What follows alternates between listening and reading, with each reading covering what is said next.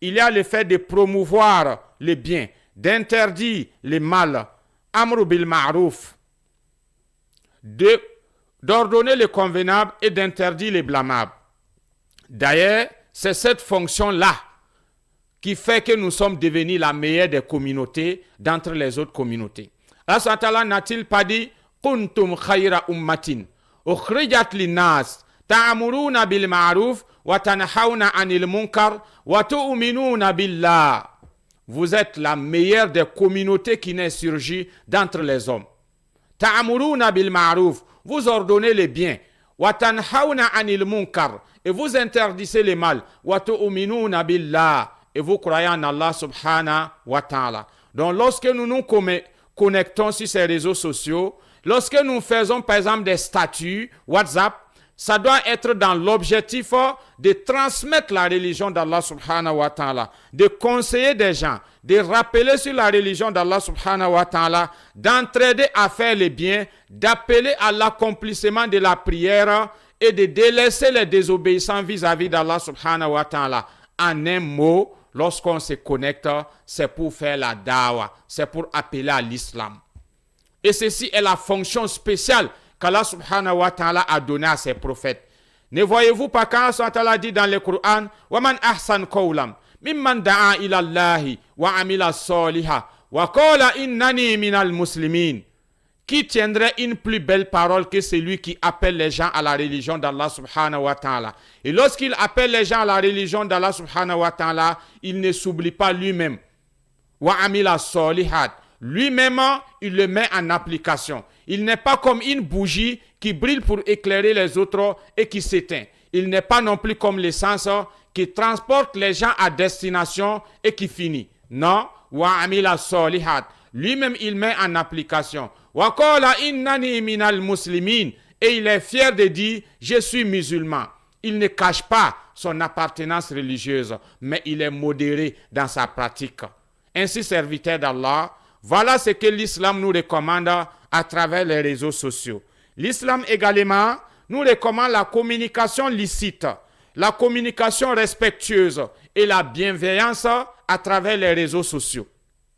Parce qu'il y a des gens, lorsqu'ils se connaissent sur les réseaux sociaux, dès qu'ils ouvrent la bouche, c'est pour insulter des gens, c'est pour blâmer des gens, c'est pour critiquer des gens. Non, l'islam recommande la bienfaisance, la parole licite, la communication licite, respectueuse envers les uns et les autres. C'est pourquoi l'islam nous autorise à travers des dialogues constructifs de pouvoir communiquer à travers ces réseaux sociaux. Par exemple, nous pouvons créer des groupes, que ce soit sur Facebook ou WhatsApp, à travers lesquels nous avons des informations d'ordre général. Et nous pouvons les partager si l'information est avérée fiable et de sources sûres. Nous pouvons partager, par exemple, on dit qu'il y a une coupure d'électricité ou d'eau qui arrive et que tu as vu l'affiche qui est authentique. Tu peux le partager avec des gens qui pourront également être informés. Ça, c'est des informations d'ordre général. L'islam autorise également la communication familiale à travers ces réseaux sociaux. Donc, on peut créer, par exemple, des groupes de famille, des groupes de travail, des groupes de profession, des groupes d'associations, à travers lesquels on fait des communications licites et respectueuses. L'islam autorise ces pratiques. Également, l'islam nous autorise à exercer tout ce qui est licite dans le respect des règles de l'islam. C'est pourquoi le prophète salut de Dieu sur lui a dit Man kana yu'minu billahi wal yawmil akhir wal yakhir. Bimana, celui qui croit en Allah subhanahu wa ta'ala et au jour du jugement dernier, falyakul khayra aw liyasmut.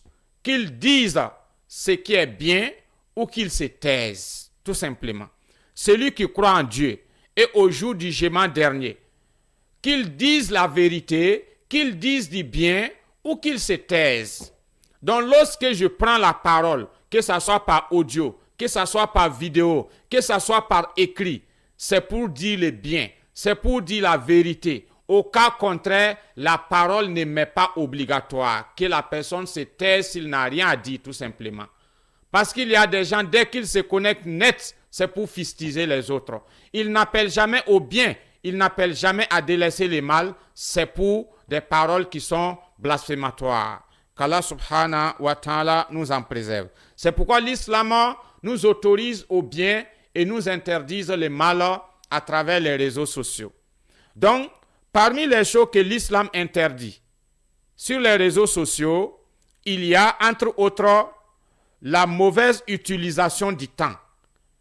Il y a des gens qui tuent toutes les journées à travers la connexion des réseaux sociaux.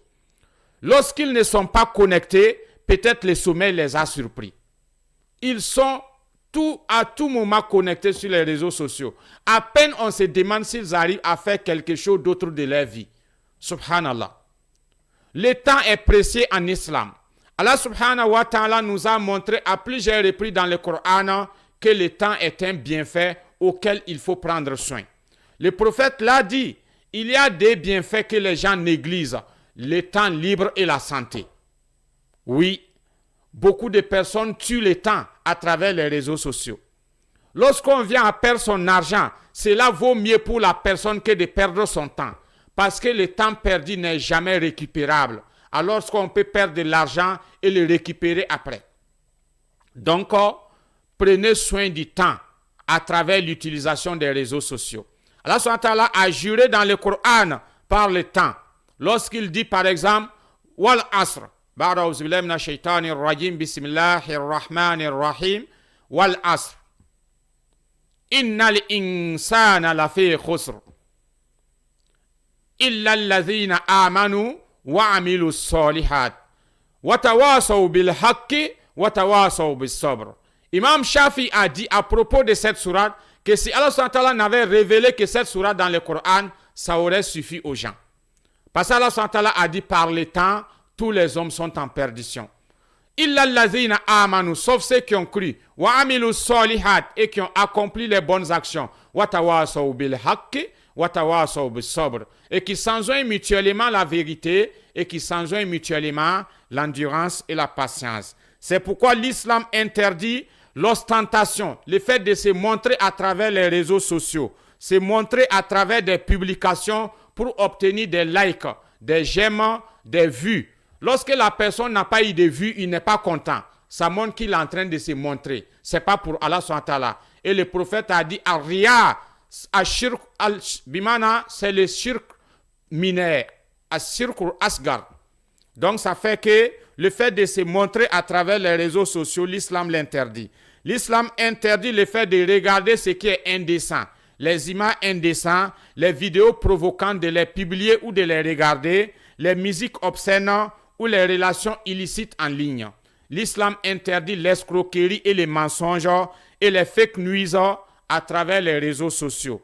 L'islam blâme tout ce qui est diffamatoire à travers les réseaux sociaux. C'est pourquoi, serviteurs d'Allah, nous devrions chaque fois nous ramener à Allah subhanahu wa ta'ala et utiliser ces réseaux sociaux-là convenablement afin de faire de cela des sources de bienfaits et d'obtention de bénédictions.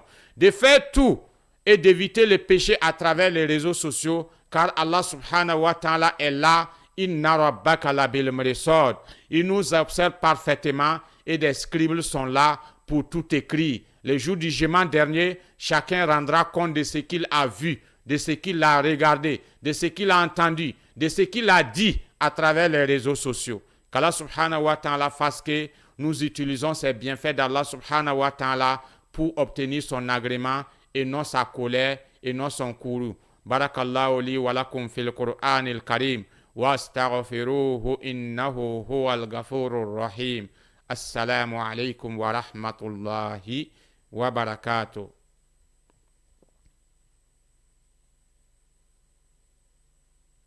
Allah